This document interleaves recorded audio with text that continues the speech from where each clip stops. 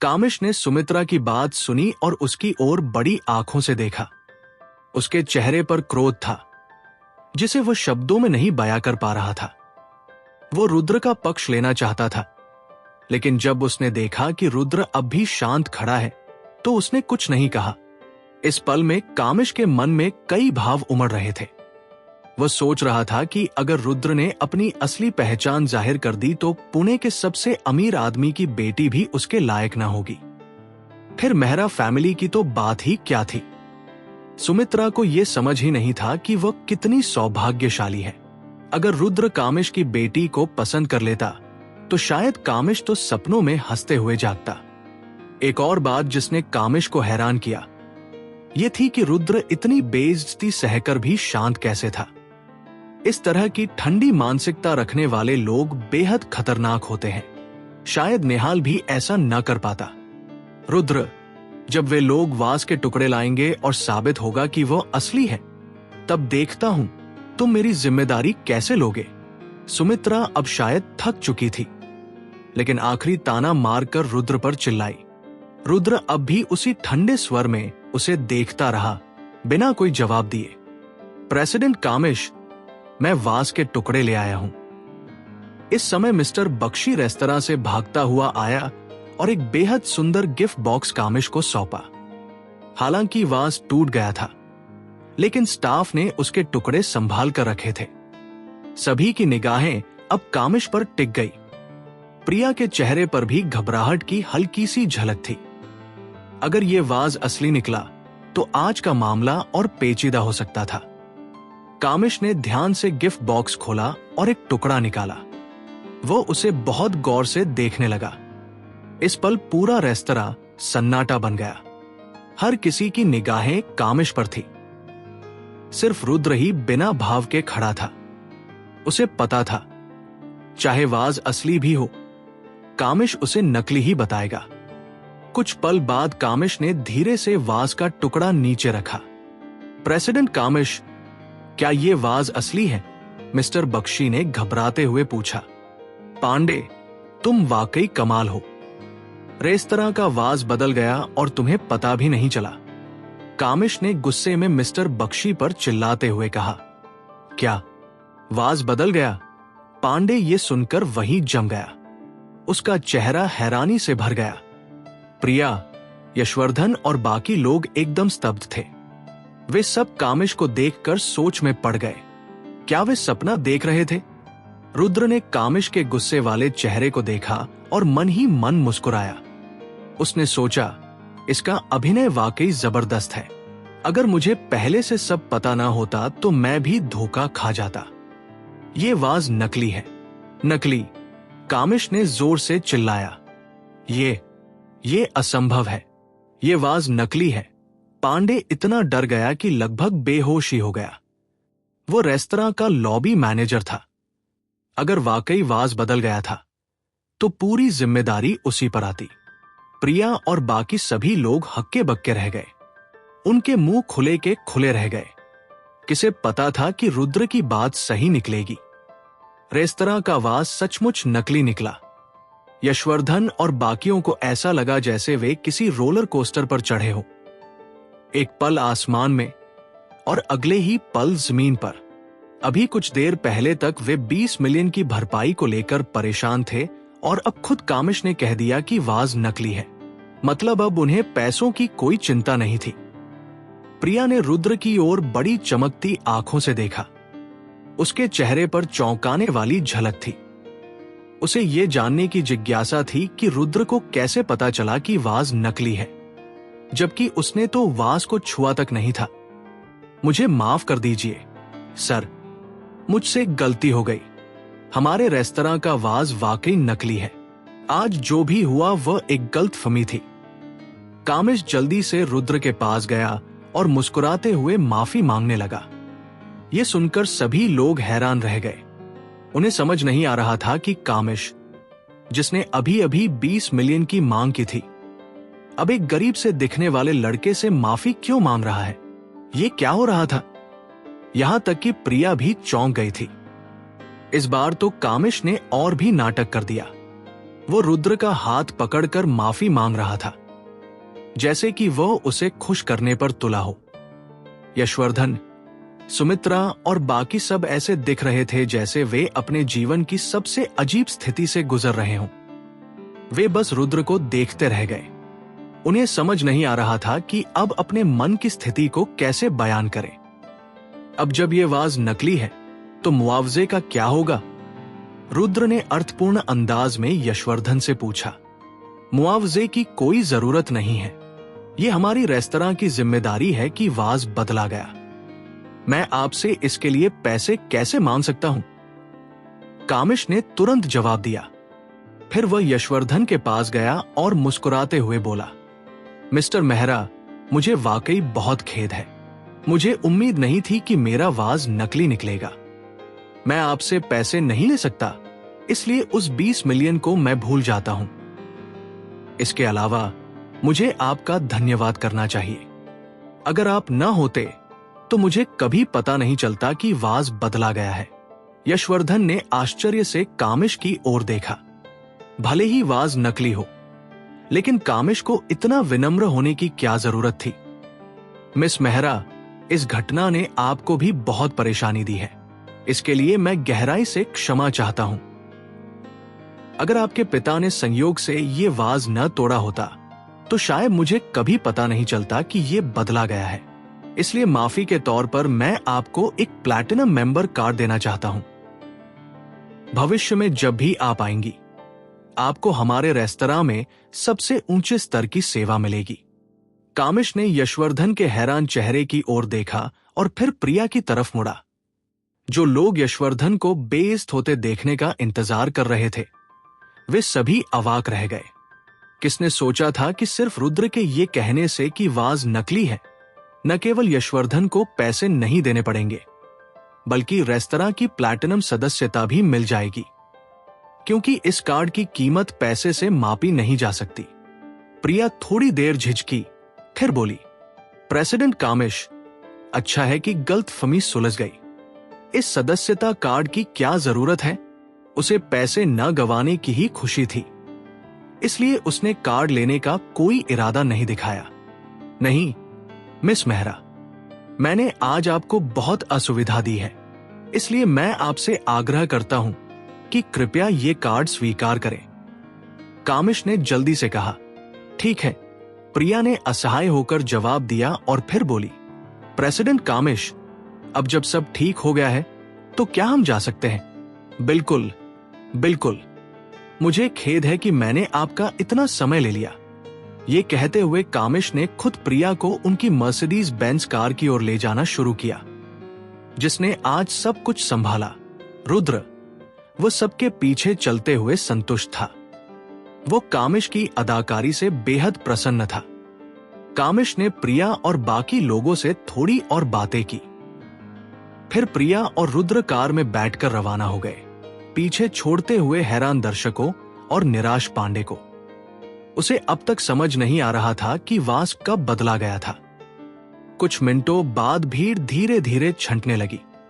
ज्यादा वक्त नहीं लगेगा जब ये बात पूरे मेहरा फैमिली मैनर में फैल जाएगी। रुद्र और बाकी लोगों को विदा करने के बाद कामिश ने आखिरकार चैन की सांस ली। फिर वह पांडे के पास गया।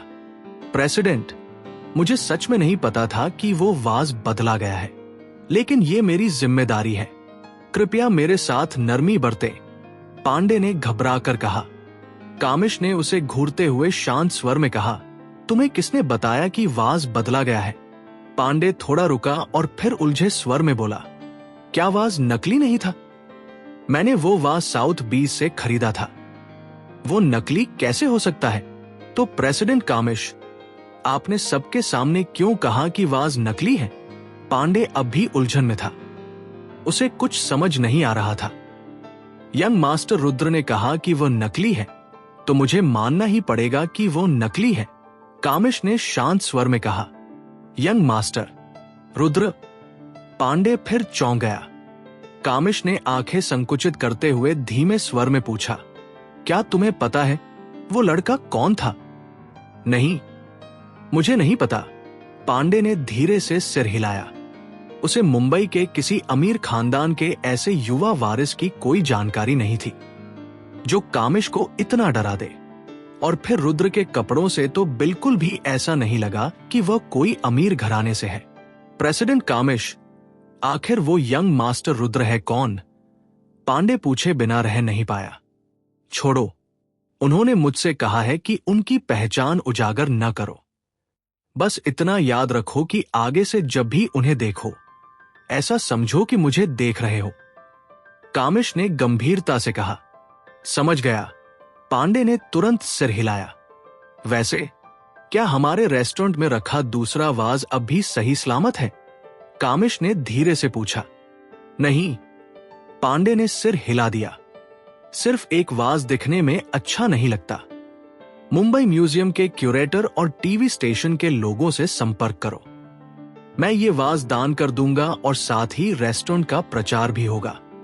कामिश ने संयमित स्वर में कहा। ठीक है। पांडे ने तेजी से सिर हिलाया। उधर रुद्र और बाकी लोग रेस्टोरेंट से निकलकर सीधे होटल की ओर चले गए। यशवर्धन, सुमित्रा और बाकी सबका मूड अब पहले से बेहतर था क्योंकि उन्हें वास के 20 मिलियन रुपए नहीं चुकाने पड़े। पर शारदा बेहद चिड़चिड़ी महसूस कर रही थी क्योंकि नीरव की सच्चाई सबके सामने आ चुकी थी। उसे इस पूरे घटनाक्रम में खुद को अपमानित सा लग रहा था। आखिरकार नीरव वही दामाद था जिस पर वो गर्व करती थी। किसे पता था कि ये सब एक गलतफहमी थी जिसने कामिश को इतना विनम्र बना दिया। वो नीरव नहीं बल्कि प्रिया थी। अब शारदा पहले जैसा घमंड दिखाने की हिम्मत नहीं कर पा रही थी। वो निशा के साथ चुपचाप चली गई। यशवर्धन और सुमित्रा जब से कार में बैठे थे तब से बातें करते जा रहे थे, जैसे भूल ही गए हों कि आज उन्हें मुसीबत से किसने निकाला। इतना समय बीत जाने के बाद भी उन्होंने रुद्र से एक शब्द नहीं कहा। थैंक यू तो बहुत दूर की बात थी। रुद्र को इन सब बातों की परवाह नहीं थी, लेकिन प्रिया बहुत असहज महसूस कर रही थी। सुमित्रा ने जिस तरह पहले रुद्र को अपमानित किया था, उसके बाद अब जब रुद्र ने सबकी इतनी मदद की तो एक बुजुर्ग के नाते अगर वो थैंक यू ना भी कहें तो कम से कम थोड़ा अच्छा व्यवहार तो कर ही सकती थी। पर सुमित्रा और यशवर्धन ने फिर भी रुद्र को नजरअंदाज करना ही चुना। रुद्र, तुम्हें कैसे पता चला कि वो वाज नकली है? प्रिया आखिर खुद को रोक नहीं सकी और सवाल पूछ ही लिया। रुद्र कुछ कह ही रहा था कि सुमित्रा बीच में चिल्ला पड़ी। उसे क्या पता, मुझे लगता है उसने यूं ही कुछ बोल दिया और संयोग से सही निकल गया। सुमित्रा के इतना कहते ही कार का माहौल एकदम बर्फीला हो गया। सुमित्रा की बात सुनकर ड्राइविंग कर रही प्रिया ने गुस्से से उसकी ओर देखा और बुरा सा चेहरा बनाते हुए बोली, मॉम, आप कैसी बकवास कर रही हैं? बकवास? मैंने क्या बकवास कही? सुमित्रा का चेहरा गहरा पड़ गया और वह बोली, रुद्र ने तो वास को छुआ तक नहीं और वो कोई एंटीक एक्सपर्ट भी नहीं है, तो उसे कैसे पता चला कि वाज नकली है? क्या कोई सिर्फ छूने से ही पता लगा सकता है कि वाज नकली है या असली? क्या पता रुद्र को एंटीक के बारे में काफी जानकारी हो। प्रिया को भी लगने लगा कि सुमित्रा की बातों में कुछ तर्क है, इसलिए उसका स्वर अंत में थोड़ा नरम हो गया। सुमित्रा ने तिरस्कार से हंसते हुए कहा, क्या वो ऐसा दिखता है कि उसे एंटीक की समझ है? मॉम, क्या आपकी बातें कुछ ज्यादा नहीं हो रही हैं? प्रिया ने आंखें फैलाकर नाराजगी से कहा, मैं तो सिर्फ सच्चाई कह रही हूं। इसमें ज्यादा क्या है? सुमित्रा को यह देखकर बुरा लग रहा था कि प्रिया बार बार रुद्र का पक्ष ले रही है। उसने सीधे रुद्र की ओर रुख किया और पूछा, रुद्र, खुद बताओ तुम्हें कैसे पता चला कि वो एंटीक नकली था? रुद्र थोड़ी देर के लिए चौंक गया, फिर शांत भाव से बोला, आंट सुमित्रा, मुझे सच में एंटीक की थोड़ी समझ है और जो मैंने कहा कि वाज नकली है वो बस एक अंदाजा था। बेशक रुद्र इस समय सुमित्रा को सच्चाई नहीं बताना चाहता था, इसलिए उसने बस यही कहा ताकि ये विषय जल्दी खत्म हो जाए। सुमित्रा ने जैसे ही रुद्र की ये बात सुनी, उसका चेहरा विजय भाव से भर गया। वह मुड़ी और चिल्लाई, प्रिया, सुना तुमने? रुद्र खुद मान रहा है कि उसने बस अंदाजा लगाया था। अब और क्या कहना है तुम्हें? प्रिया ने निराश होकर लंबी सांस ली और कहा, ठीक है, मान लिया कि रुद्र ने बस तुक्का मारा, लेकिन चाहे जैसे भी हो, उसने हमारी बहुत मदद की है ना। ऐसे बोलना क्या ज्यादा नहीं है? अगर आज उसने ऐसा ना कहा होता तो हम अब भी उस 20 मिलियन के बारे में चिंता कर रहे होते। सुमित्रा और यशवर्धन ने ये सुनकर नजरें चुराई। उनके चेहरों पर थोड़ी शर्मिंदगी थी, क्योंकि उन्हें पता था कि प्रिया की बात सच थी। आज वे संकट से बचे सिर्फ रुद्र की वजह से, लेकिन दिल से वे रुद्र को तुच्छ समझते थे। इसलिए उन्होंने अब तक एक बार भी उसका धन्यवाद नहीं किया। मुझे पता है कि आप दोनों रुद्र को तुच्छ समझते हो, लेकिन हद तो देखो। नीरव ने बस थोड़ी सी मदद की थी और आप लोग उसके इतने शुक्रगुजार हो गए, और रुद्र ने इतनी बड़ी मदद की, लेकिन आप लोगों का रवैया तो ऐसा है जैसे कुछ हुआ ही नहीं। प्रिया ने अपना गुस्सा सुमित्रा और यशवर्धन पर निकाल दिया। उसने सोचा था कि आज के बाद उसके माता पिता का रुद्र के प्रति रवैया बदल जाएगा, लेकिन ऐसा कुछ नहीं। प्रिया अब और सहन नहीं कर सकी। प्रिया, ये क्या कर रही हो तुम? तुम्हारी मां का और कोई मतलब नहीं था। रुद्र ने हमारी बहुत मदद की है और हमें वो याद है। बस हमने उसे अपना परिवार मान लिया है, इसलिए कोई औपचारिक धन्यवाद नहीं दिया। तुम दिल पर मत लो। यशवर्धन ने मुस्कुराते हुए बात संभालने की कोशिश की। हाँ प्रिया, मॉम का इरादा रुद्र को नीचा दिखाने का नहीं था, इसीलिए उन्होंने वो बातें कही थी। प्लीज बुरा मत मानो। सुमित्रा को भी लगा कि वह थोड़ी ज्यादा बोल गई थी, इसलिए उसने भी समझाने की कोशिश की। प्रिया ने गहरी सांस ली और चुपचाप रुद्र की ओर देखा। कुछ और न कहकर चुप हो गई। आखिर वे दोनों उसके मां बाप थे और उसे डर था कि बात आगे बढ़ी तो यशवर्धन और सुमित्रा दुखी हो सकते हैं। वहीं दूसरी ओर रुद्र शांत था। वो बस चुपचाप बैठा रहा। उसे इस तरह के व्यवहार की आदत थी। 20 मिनट बाद सब होटल वापस लौटे। पूरा दिन बीत चुका था और जब रुद्र व बाकी लोग होटल पहुंचे तब लगभग आधी रात हो चुकी थी। सब अपने अपने कमरों में जाकर अगली सुबह के 10 बजे प्रिया की नींद खुली। उसने जल्दी से तैयार होकर यशवर्धन और सुमित्रा के कमरे की ओर रुख किया। वहां पहुंचने पर उसने देखा कि यशवर्धन सोफे पर बैठकर टीवी देख रहे थे और सुमित्रा बाथरूम में मेकअप कर रही थी। प्रिया, आज तुम्हारे सेकंड ग्रैंडपा और बाकी लोग आ रहे हैं। तुम्हारे पापा और मैं दादाजी के घर जा रहे हैं उन्हें रिसीव करने। अगर दिन में तुम्हें कुछ नहीं करना हो तो रुद्र को बाहर घुमा लाना। सुमित्रा ने मेकअप करते हुए धीरे से कहा। शायद पिछली रात की घटना के बाद सुमित्रा का रवैया अब रुद्र के प्रति थोड़ा नरम हो गया था। सेकंड ग्रैंडपा आ रहे हैं तो क्या मुझे भी चलना चाहिए? प्रिया ने थोड़ी उम्मीद से पूछा। सामान्यतः तो तुम्हें चलना चाहिए। आखिर ग्रेट अंकल ने तुम्हें बहुत समय से नहीं देखा है, लेकिन अगर हम तुम्हें ले गए तो हमें रुद्र को भी ले जाना पड़ेगा। सुमित्रा को डर था कि प्रिया नाराज न हो जाए, इसलिए उसने बात अधूरी छोड़ दी। लेकिन प्रिया समझ गई कि सुमित्रा का मतलब क्या है। उसे डर था कि रुद्र उन्हें शर्मिंदा कर देगा। प्रिया ने कुछ नहीं कहा। वह चुपचाप यशवर्धन के पास जाकर सोफे पर बैठ गई और टीवी देखने लगी। प्रिया, तुम्हारे ग्रेट अंकल की पीढ़ी हमसे बेहतर कर रही है, इसलिए वे बहुत घमंडी हैं। अगर वे रुद्र को देख लेंगे तो शायद उसका मजाक उड़ाएंगे। तुम्हारी मां की बातों का और कोई मतलब नहीं था। बुरा मत मानना, यशवर्धन ने समझाया। मैं समझती हूं। प्रिया ने लाचारी से सिर हिलाया और कुछ नहीं कहा। वैसे तुम्हारी कंपनी का क्या हाल है? यशवर्धन ने पूछा। पिछली बार रुद्र ने निहाल से मेरी कंपनी में 200 मिलियन निवेश करवाया था, तो कंपनी अब काफी स्थिर है। प्रिया ने जानबूझकर जोर देकर कहा। रुद्र ने ही निहाल को मदद के लिए तैयार किया था। उसका उद्देश्य साफ था, रुद्र की छवि माता पिता की नजरों में बेहतर बनाना। मैंने कभी नहीं सोचा था कि इस रुद्र के पास भी कोई जान पहचान होगी। ये तो निहाल जैसे आदमी को जानता है। सुमित्रा ने व्यंग्य भरे स्वर में कहा। सुमित्रा के मुंह से रुद्र की पहली बार थोड़ी सी तारीफ सुनकर प्रिया बहुत खुश हुई और जल्दी से बोली, रुद्र वैसा नहीं है जैसा आप लोग सोचते हैं। आप लोग उसे समझते ही नहीं हैं। सुमित्रा ने तिरस्कार से हंस दिया और चुप हो गई। इसी समय अचानक टीवी से समाचार प्रसारित हुआ।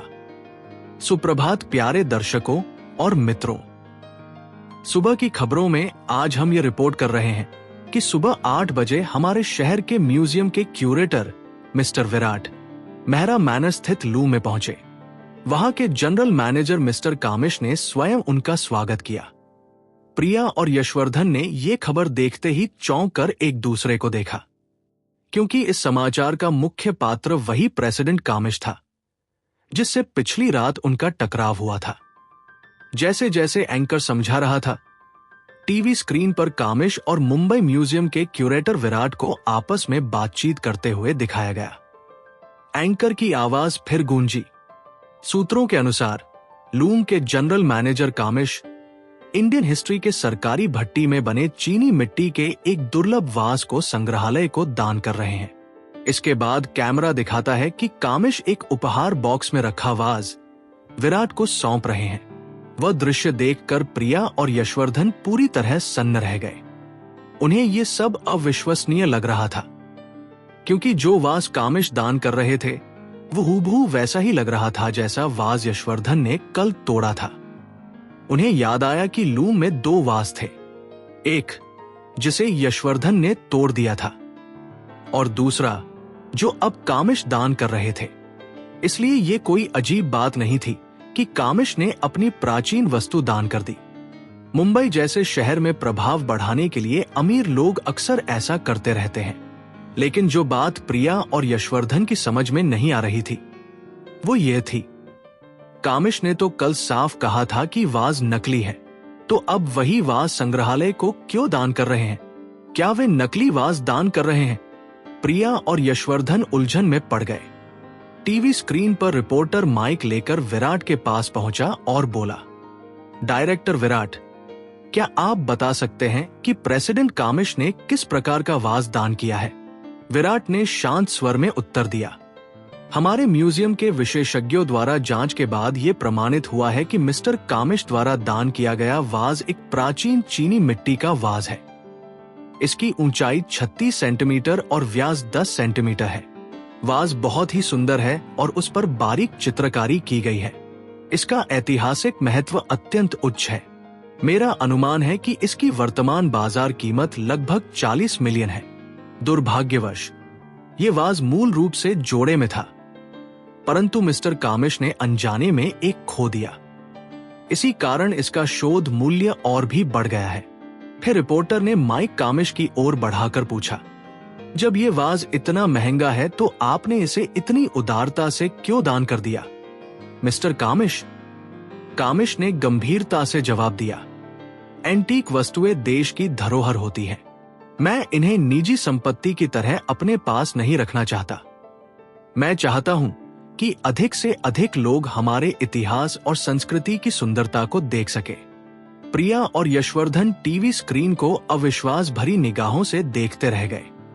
अब विराट ने साफ कर दिया था कि कामिश द्वारा दान किया गया वाज पूरी तरह, लेकिन यही बात उनके मन को और उलझा रही थी। अगर ये वाज असली था तो फिर जो वाज यशवर्धन ने कल तोड़ा था वो असली था या नकली? और अगर वो नकली था तो चोर ने दोनों वाज क्यों नहीं चुराए? आखिर चोर इतना मूर्ख नहीं हो सकता कि सोचे एक चुराना ठीक है, 2 चुराऊंगा तो शक हो जाएगा। और अगर यशवर्धन ने जो वाज तोड़ा था वो असली था तो फिर कामिश ने सबके सामने क्यों कहा कि वो नकली है? यशवर्धन और प्रिया ने एक दूसरे की ओर देखा। दोनों को साफ लग रहा था कि कुछ गड़बड़ जरूर है। क्या ये सब कुछ रुद्र से जुड़ा हो सकता है? प्रिया ने धीमे स्वर में कहा। यशवर्धन ने माथे पर बल डालते हुए गहरी सांस ली और बोला, प्रिया, वो वाज असली था या नकली ये अब बीती बात हो गई है। हमें इस बारे में अब बात नहीं करनी चाहिए। डैड, आप क्या कह रहे हैं? अगर वो वाज असली था तो साफ है कि रुद्र और कामिश के बीच कुछ है जो हमें नहीं पता। तभी तो प्रेसिडेंट कामिश ने लोगों को भ्रमित करने के लिए कहा कि वाज नकली था। प्रिया ने जल्दी से कहा। यशवर्धन ने लाचारी से जवाब दिया, लेकिन अब जब मामला खत्म हो गया है तो इस पर चर्चा करने का कोई फायदा नहीं। प्रिया, क्या तुम इतनी देर सोई कि तुम्हारा दिमाग सुन्न हो गया है? प्रेसिडेंट कामिश तुम्हारे पिता की भी नहीं सुनते तो रुद्र की क्या सुनेंगे? ज्यादा कल्पनाओं में मत उड़ो। मेरा मानना है कि जो वाज अभी प्रेसिडेंट कामिश दान कर रहे हैं वह नकली ही है, सुमित्रा ने चिल्लाते हुए कहा, फिर यशवर्धन की ओर देखती हुई। चलो यशवर्धन, जल्दी से अपना सामान पैक करो, हमें निकलना है। ठीक है, यशवर्धन ने सिर हिलाया और सामान पैक करने लगा। कुछ मिनट बाद यशवर्धन और सुमित्रा होटल से निकल गए, प्रिया को अकेला छोड़कर। प्रिया अब भी रात की बातों में उलझी हुई थी। जितना वह सोचती उतना ही कुछ गड़बड़ लगता।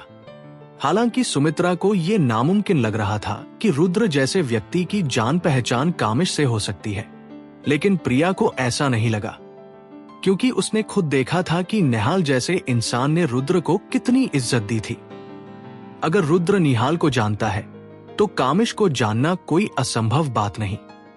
इसके अलावा कल रात जब वे डिनर कर रहे थे तब सबने सोचा कि कामिश ने रेड वाइन इसलिए भेजी क्योंकि उन्हें नीरव के बारे में पता था, लेकिन बाद में पता चला कि कामिश नीरव को जानते ही नहीं थे। तब सबको लगा कि यह प्रिया की वजह से हुआ, लेकिन प्रिया जानती थी कि उसका कामिश से कोई लेना देना नहीं है। कामिश को तो यह भी नहीं पता था कि वो और निहाल बिजनेस पार्टनर है। इसका मतलब साफ था, कामिश को प्रिया के बारे में कुछ नहीं पता था। फिर भी उसने वाइन भेजी। क्यों? क्या यह सब रुद्र की वजह से हुआ? प्रिया बुदबुदाई। उसकी आंखें संकीर्ण हो गई और वो विचार करने लगी। जरूर, कामिश रुद्र को जानता है, तभी वो इतना विनम्र था। इसका मतलब है कि पापा वाला सारा मामला भी रुद्र की वजह से ही हुआ। यह सोचकर प्रिया उलझ गई। वो सच में जानना चाहती थी कि आखिर रुद्र है कौन और वो इतने बड़े बड़े लोगों को कैसे जानता है। प्रिया को लगने लगा कि इस कमरे में रहकर वह जवाब नहीं पा सकेगी, इसलिए वह उठी और रुद्र के कमरे की ओर चल दी, तय करके कि आज वह उससे ये सब पूछेगी। प्रिया जब रुद्र के कमरे के बाहर पहुंची तो उसने धीरे से दरवाजा खटखटाया। कौन है? अंदर से रुद्र की आवाज आई। प्रिया ने बाहर से धीरे से पूछा, रुद्र, तुम जाग गए हो क्या? हाँ, मैं उठ गया हूं। रुद्र ने प्रिया की आवाज सुनते ही जल्दी से जवाब दिया, फिर तेजी से दरवाजे तक गया और उसे खोल दिया। प्रिया ने कहा, कल रात हम बहुत देर से लौटे थे, मुझे लगा तुम अब तक सो रहे होंगे। अभी अभी उठे हैं, रुद्र ने मुस्कुराते हुए कहा। उसे लगा प्रिया उसे उठाने आई है। प्रिया ने थोड़ा अजीब सा चेहरा बनाकर कहा, ओह, क्या मैंने तुम्हें अभी जगाया? तो क्या तुम थोड़ी देर और सोना चाहोगे? कोई बात नहीं, अंदर आ जाओ, मैं बस मुंह धो लूं, फिर ठीक हो जाऊंगा। रुद्र ने तुरंत दरवाजे से हटते हुए कहा। जब प्रिया कमरे में दाखिल हुई तो उसने इधर उधर देखा और पूछा, कैसा लग रहा है? होटल में रहने की आदत हो गई? बहुत अच्छा है, मैंने इस देश में इतना अच्छा होटल पहले कभी नहीं देखा, रुद्र ने मुस्कुराते हुए कहा। प्रिया ने हल्के से सिर हिलाया और बिस्तर पर बैठ गई। रुद्र ने उसके चेहरे के हाव भाव देखे और समझ गया कि कुछ गड़बड़ है। कुछ पल सोचने के बाद उसने पूछा, तुम मुझसे मिलने क्यों आई हो? मुझे लग रहा है आज तुम थोड़ी अलग लग रही हो। प्रिया थोड़ी ठिठकी, फिर धीरे से बोली, असल में कुछ खास नहीं, बस मुझे तुमसे एक सवाल पूछना है। मुझसे सवाल? क्या सवाल है? रुद्र ने मुस्कुराते हुए पूछा।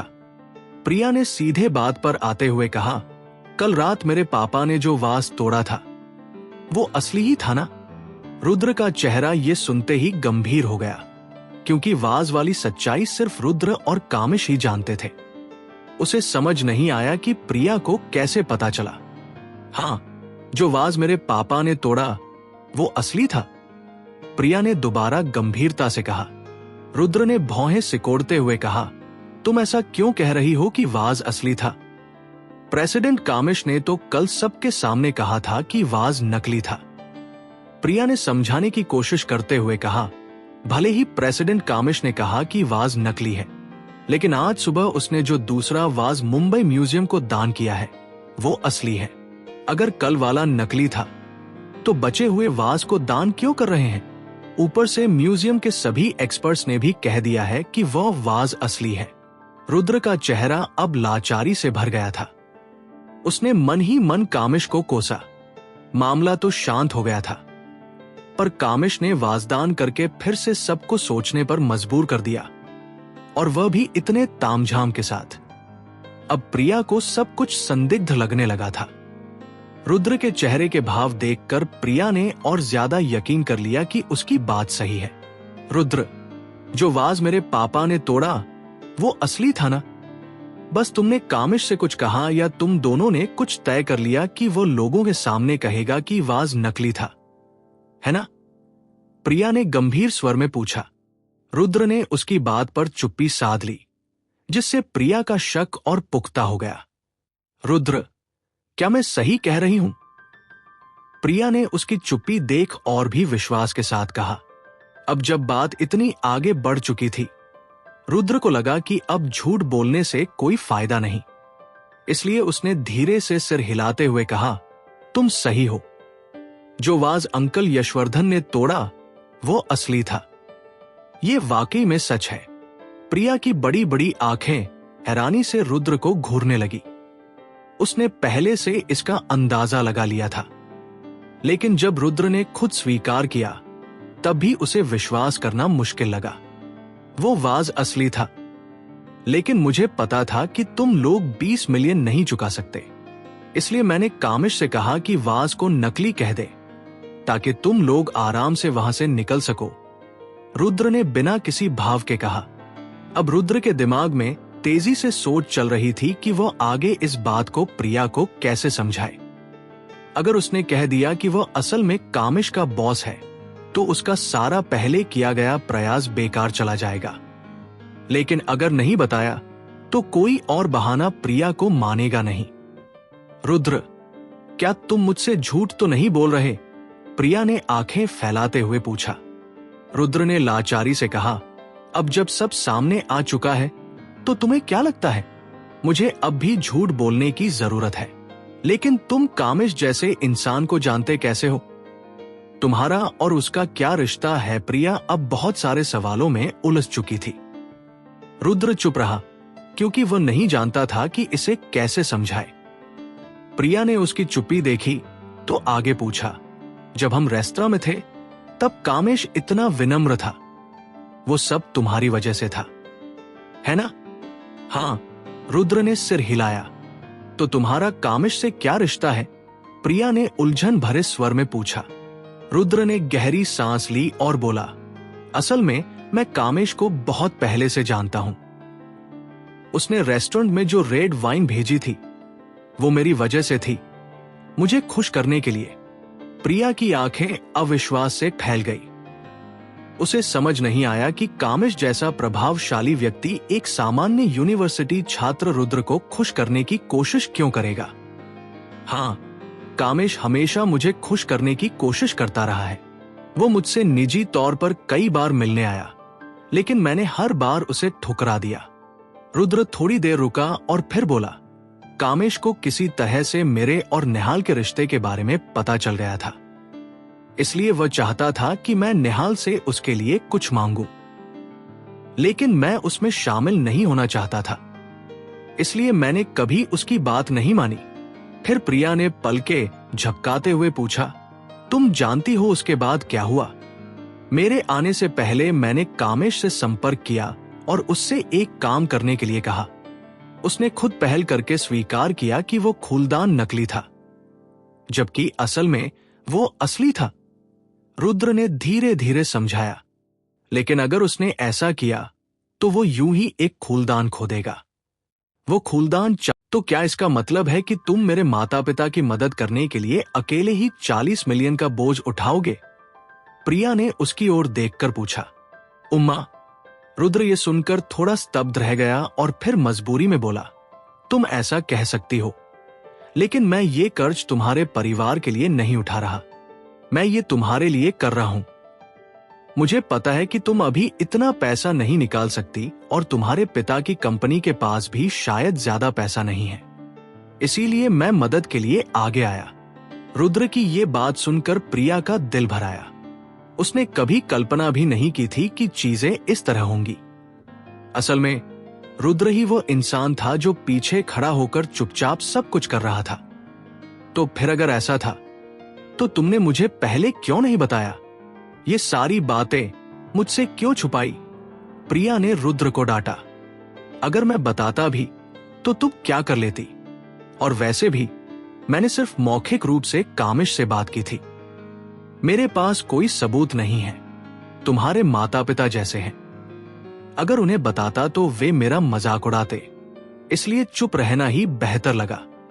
हालांकि रुद्र ने जो पहले कहा वो बनावटी था, लेकिन ये दिल से निकली सच्चाई थी, क्योंकि वह जानता था कि यशवर्धन और सुमित्रा उससे कैसे पेश आते हैं। लेकिन तुम ये सब यूं ही अपने अंदर नहीं रख सकते। तुमने सब कुछ किया और फिर भी कुछ नहीं कहा। अगर तुम ऐसा करोगे तो मेरे माता पिता तुम्हें हमेशा नीचा ही समझेंगे। प्रिया ने नाराज होकर शिकायत की। फिर वो उठ खड़ी हुई और कमरे से बाहर जाने लगी। कहां जा रही हो? रुद्र ने जब देखा कि प्रिया जा रही है तो फौरन उसे रोकते हुए परेशान होकर पूछा, क्या कर सकती हूं? मैं अपने माता पिता से बात करने जा रही हूं, मुझे उन्हें ये सब बताना है। प्रिया ने आंखें फैलाते हुए जवाब दिया। क्या तुम्हें लगता है कि वे तुम पर विश्वास करेंगे? रुद्र ने बेपसी से पूछा। प्रिया ने रुद्र की ओर देखा, फिर बिना कुछ कहे खामोश हो गई। थोड़ी देर बाद उसने अपने होंठ काटते हुए कहा, भले ही वे विश्वास ना करें, लेकिन मुझे उन्हें बताना होगा। मुझे उन्हें बताना होगा कि तुमने उनके लिए 40 रुपए मिलियन का बोझ उठाया। अगर तुम उन्हें अभी बताओगी तो वे न सिर्फ विश्वास नहीं करेंगे, बल्कि सोचेंगे कि मैंने तुमसे झूठ बोला। और अगर वे मान भी गए तो क्या फर्क पड़ेगा? क्या वे मुझे पैसे लौटाएंगे? इस वक्त रुद्र ने सोचा कि मुसीबत से बचना ही ठीक होगा।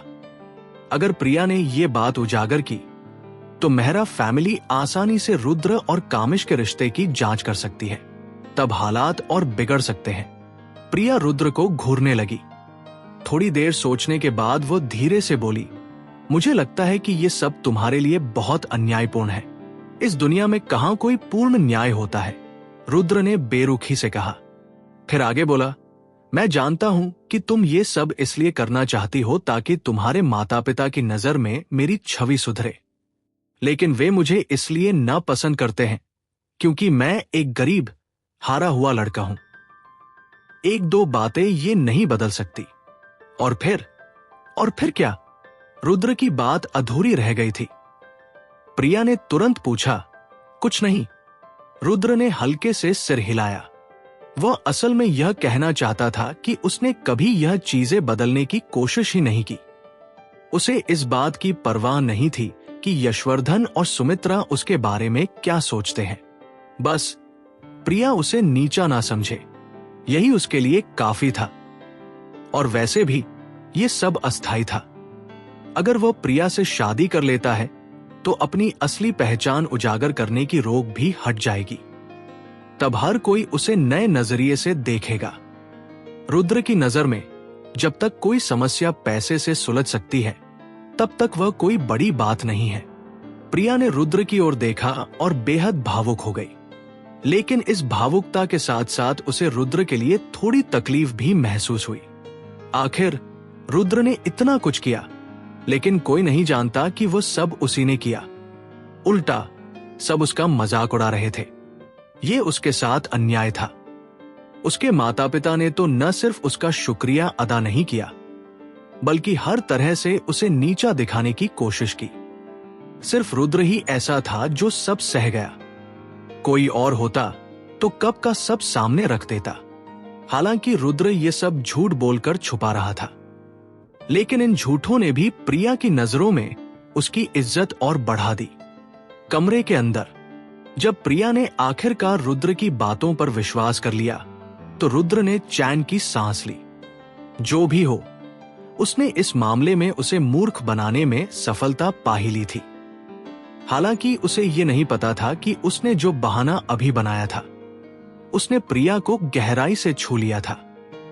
प्रिया जानती थी कि रुद्र सचमुच बहुत गरीब है और उसका कोई प्रभावशाली पारिवारिक बैकग्राउंड नहीं है। वह एक सामान्य विश्वविद्यालय छात्र से भी तुलना के लायक नहीं था। लेकिन इन घटनाओं की श्रृंखला के बाद प्रिया को महसूस हुआ कि रुद्र उतना बेकार नहीं है जितना लोग सोचते हैं। कम से कम रुद्र ने अब तक कई बार प्रिया की मदद की थी और जब भी प्रिया किसी परेशानी में पड़ी, रुद्र हमेशा उसकी मदद के लिए सामने आया। यही कारण था कि रुद्र हमेशा प्रिया को एक अजीब सी सुरक्षा की भावना देता था। प्रिया ने रुद्र की ओर देखा और थोड़ी झिझकते हुए धीरे से कहा, रुद्र, अब जब तुम इतने बड़े कर्ज का बोझ उठाए हुए हो तो इसे चुकाने का क्या प्लान है? 40 मिलियन तुम्हारे लिए कोई छोटा अमाउंट नहीं है, है ना? जब रुद्र ने यह सुना तो वो थोड़ा चौंका, फिर बोला, मैंने अभी तक ये तय नहीं किया है कि इस पैसे को कैसे चुकाऊंगा, लेकिन तुम्हें चिंता करने की जरूरत नहीं है। मैं आगे मेहनत करूंगा, पैसे कमाऊंगा और जितनी जल्दी हो सके इस कर्ज को चुका दूंगा। अपने ऊपर ज्यादा दबाव मत डालो। आखिरकार मेरी कंपनी की स्थिति धीरे धीरे बेहतर हो रही है। ज्यादा समय नहीं लगेगा और मेरी कंपनी मुनाफा कमाने लगेगी। जैसे ही मुनाफा आना शुरू होगा, मुझे पूरा विश्वास है कि यह पैसा जल्दी चुक जाएगा। प्रिया ने गंभीरता से कहा, बहुत अच्छा। रुद्र ने मुस्कुराते हुए सिर हिलाया। इसी समय प्रिया का फोन बज उठा। प्रिया ने जल्दी से फोन निकाला और उस पर एक नजर डालकर धीमे से कहा, हाय माया। प्रिया, तुम अब कहां हो? मैं मेहरा स्टेट पहुंच चुकी हूं। फोन के दूसरी ओर से माया की आवाज आई। पहुंच गई? मैं अभी आकर तुम्हें ले जाती हूं।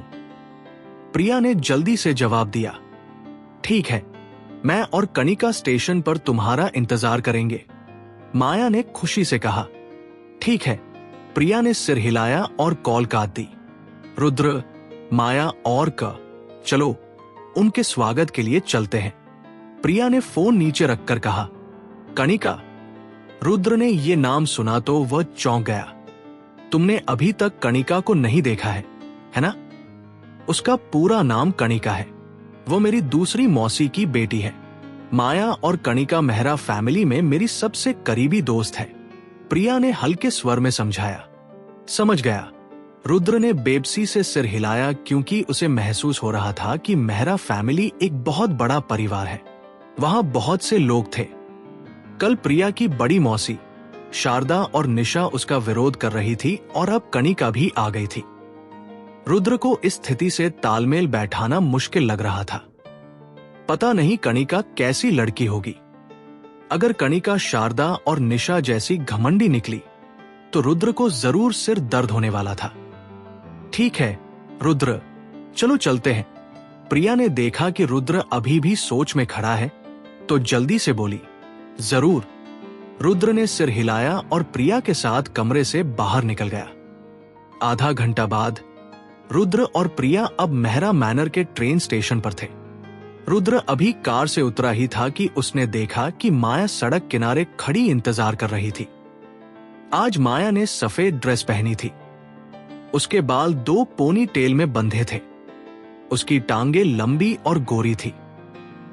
उसने स्नीकर्स पहने थे और वो बेहद युवा और खूबसूरत लग रही थी। माया के बगल में एक बेहद खूबसूरत महिला खड़ी थी। उसका शरीर आकर्षक, कमर पतली, त्वचा चमकदार और चेहरे पर कोई मेकअप नहीं था। उसके हल्के भूरे रंग के कंधे तक झूलते बाल उसके व्यक्तित्व में आत्मविश्वास और आकर्षण जोड़ रहे थे। चाहे उसका फिगर हो या चेहरा, वो किसी भी तरह से माया से कम नहीं थी। लेकिन रुद्र की नजर में वो अब भी प्रिया से थोड़ी कम थी। शायद यही प्रेम में सुंदरता होती है। माया और कनिका ने प्रिया को देखा और तुरंत हाथ हिलाया। माया कनिका को लेकर प्रिया के पास आई और उसे गले लगा लिया। प्रिया, हमें 1 महीने से ज्यादा हो गया नहीं मिले। क्या तुमने मुझे मिस किया? माया ने चहकते हुए कहा।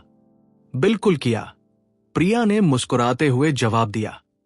फिर वह कणिका की ओर मुड़ी और बोली, कणिका, तुम आ गई।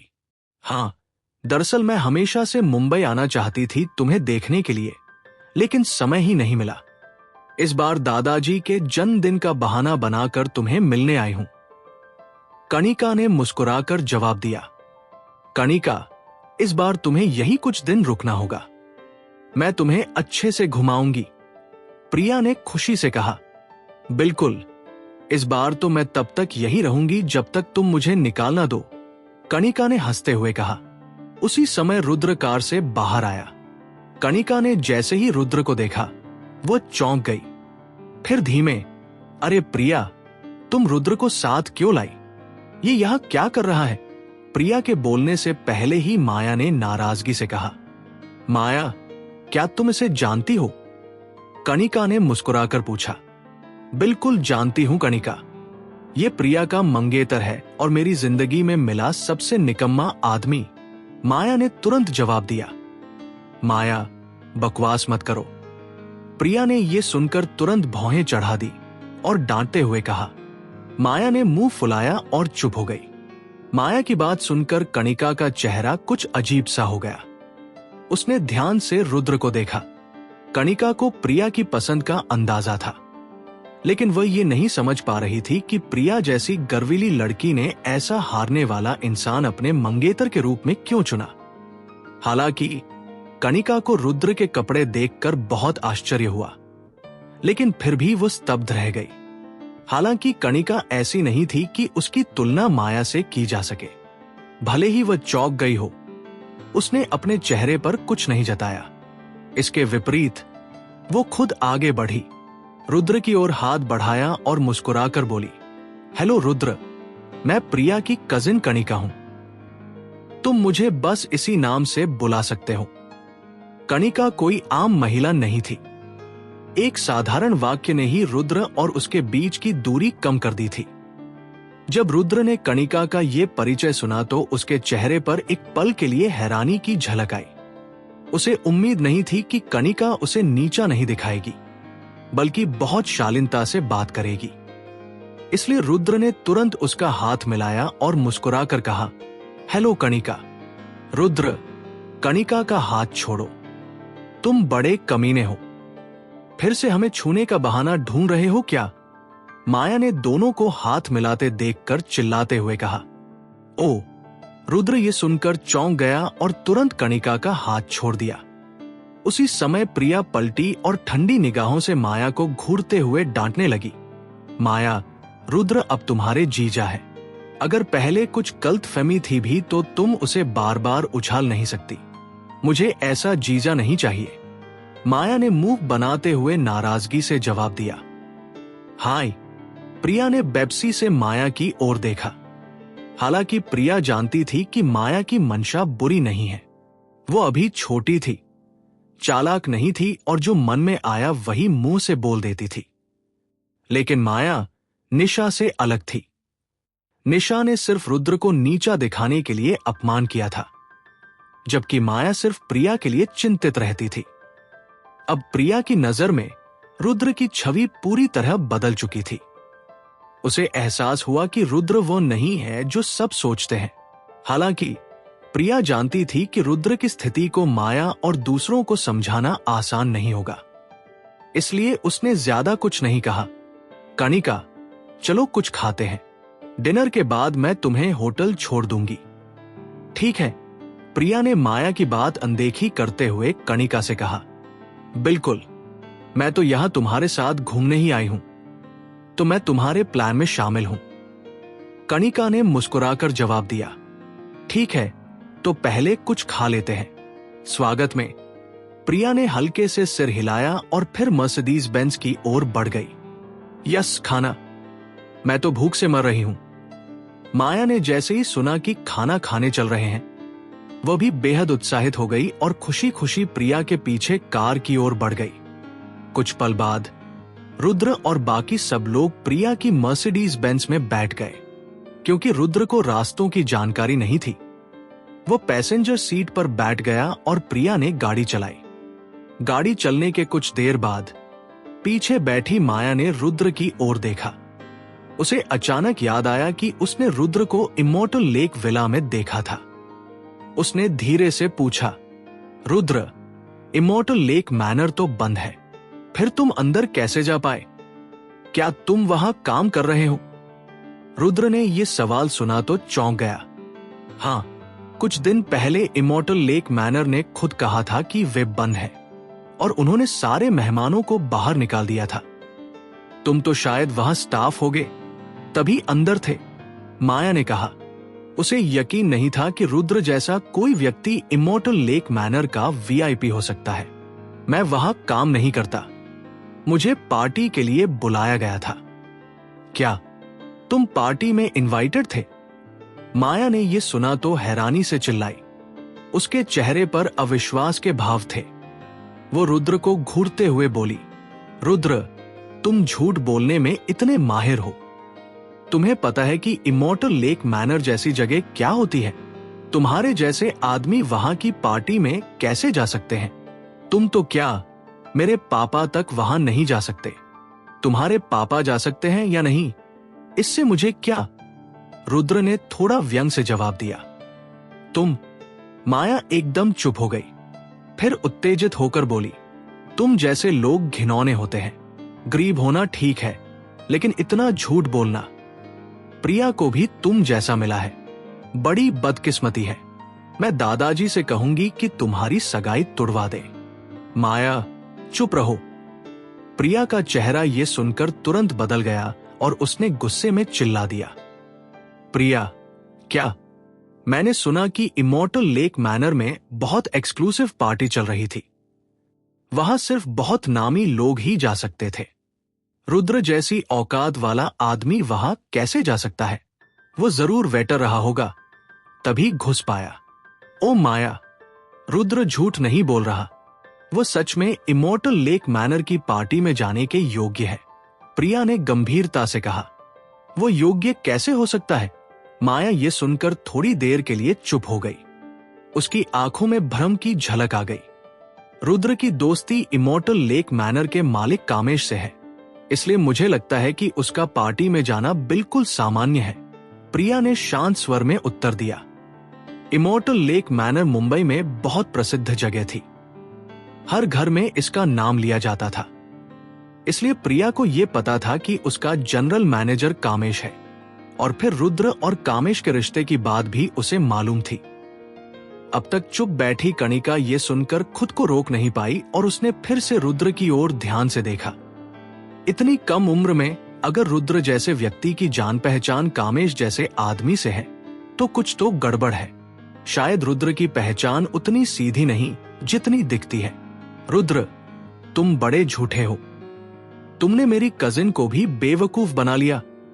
बताओ, तुमने क्या झूठ बोला उसके सामने कि तुम इमोर्टल लेक मैनर के जनरल मैनेजर को जानते हो? तुम जैसे गरीब आदमी ऐसे लोगों को जानेंगे? नामुमकिन। माया ने अचानक रुद्र की ओर उंगली दिखाते हुए चिल्ला दिया। माया, ये तुम क्या बकवास कर रही हो? प्रिया ने डांटा। प्रिया, तुम बहुत भोली हो। रुद्र जैसा एक गरीब और नाकाम इंसान कामेश जैसे किसी आदमी को कैसे जान सकता है? वह कौन होता है? वो जरूर तुमसे झूठ बोल रहा है, माया ने घबराए हुए स्वर में कहा। माया, रुद्र ने मुझसे झूठ नहीं बोला, वो सच में। प्रिया ये सब माया को समझाना चाहती थी, लेकिन तभी रुद्र ने हाथ बढ़ाकर उसे रोक दिया। प्रिया जल्दी से रुद्र की ओर मुड़ी तो देखा कि वो उसे आंख मारकर इशारा कर रहा था कि वो कुछ न कहे।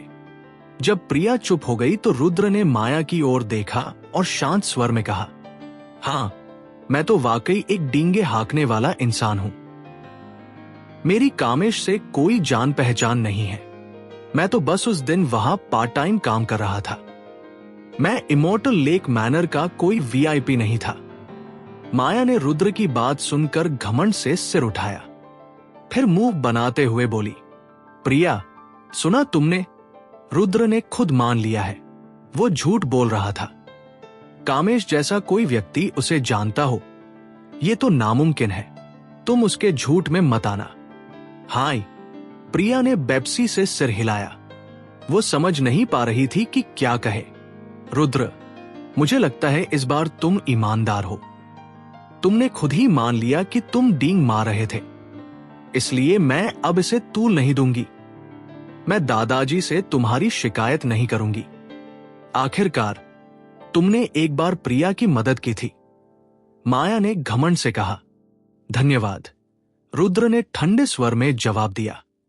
वो माया से उलझना ही नहीं चाहता था। आखिरकार अगर उसने सच में साबित भी कर दिया कि वह कामेश को जानता है, तो इससे उसके लिए और दिक्कतें ही बढ़ती। इसलिए रुद्र को लगा कि जितने कम लोग जाने उतना अच्छा। शुक्रिया बोलने की जरूरत नहीं है, लेकिन अगर अगली बार तुमने प्रिया से झूठ बोला तो मैं तुम्हें नहीं छोड़ूंगी। माया, जो बहुत सरल सोच वाली थी, अब बहुत खुश हो गई थी। असल में वो रुद्र को नुकसान नहीं पहुंचाना चाहती थी। उसे बस ये बर्दाश्त नहीं हो रहा था कि उसे इमॉर्टल लेक मैनर से निकाल दिया गया और रुद्र को अंदर जाने दिया गया। इसका मतलब तो यह हुआ कि वह रुद्र से भी गईबीती है, जिसे वो हमेशा तुच्छ समझती थी। इसीलिए वह सच जानना चाहती थी। उसे यह अंदाजा नहीं था कि रुद्र ने प्रिया के लिए जो निवेशक ढूंढा था, वो मुंबई का मशहूर निहाल था। अगर रुद्र निहाल को जानता था, तो ये मान लेना कि वह कामेश को भी जानता है कोई अजीब बात नहीं थी। कणिका एक शब्द भी नहीं बोली। वो बस चुपचाप माया और रुद्र को देखती रही। कणिका बहुत सूक्ष्म सोच रखने वाली महिला थी। भले ही रुद्र ने मान लिया कि वह डींग मार रहा था, लेकिन उसे लग रहा था कि मामला उतना सरल नहीं है जितना रुद्र बता रहा था। यह बात प्रिया के चेहरे के भावों से भी साफ थी। हालांकि कणिका ने ज्यादा कुछ नहीं कहा। वो बस हल्की मुस्कान के साथ सबको देखती रही। उसे लग रहा था कि रुद्र की पृष्ठभूमि उतनी सामान्य नहीं जितनी सब समझते हैं। करीब 20 मिनट बाद प्रिया एक रेस्तरां पहुंची। सब लोग कार से उतरकर अंदर गए और वेटर से एक निजी कमरा मांगा। प्रिया और कणिका बहुत समय बाद मिली थी, इसलिए वे दोनों आपस में गहरी बातें करने लगी। डिनर के दौरान लड़कियां हंसते बोलते रही और रुद्र चुपचाप सिर झुकाकर खाना खाता रहा। पल भर में आधे घंटे से ज्यादा बीत गया। टेबल पर रखे ज्यादातर व्यंजन रुद्र ने अकेले ही खा लिए थे। तीनों लड़कियां तो बातें करने में व्यस्त थी और बहुत कम खाया। कणिका, तुम बाद में कहाँ जाना चाहोगी?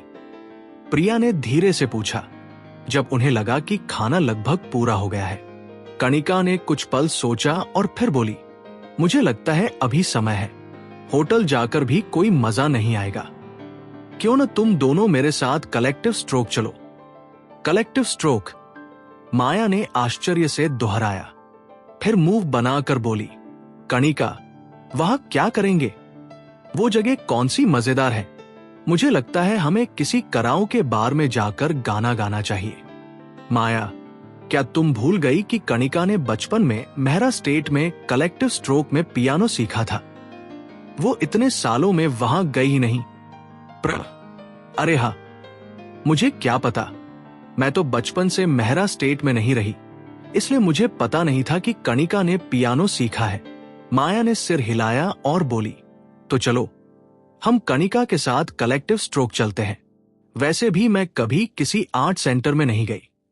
मेरे पापा तो हमेशा कहते रहते हैं कि मैं पियानो सीखूं, लेकिन मुझे लगता है कि मेरे अंदर कोई म्यूजिक टैलेंट नहीं है।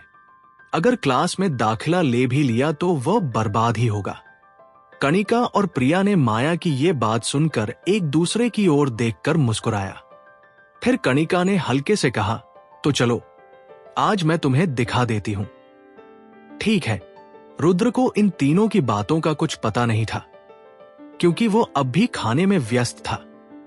जब उसने देखा कि सब जाने की तैयारी कर रहे हैं, तो उसने जल्दी से सिर उठाकर पूछा, तुम लोग कहां जा रहे हो? तुम्हें तो बस खाना आता है। अभी अभी हमने क्या कहा, सुना नहीं? माया ने आंखें घुमाकर ताना मारा। नहीं, रुद्र ने बेप्सी से सिर हिलाया।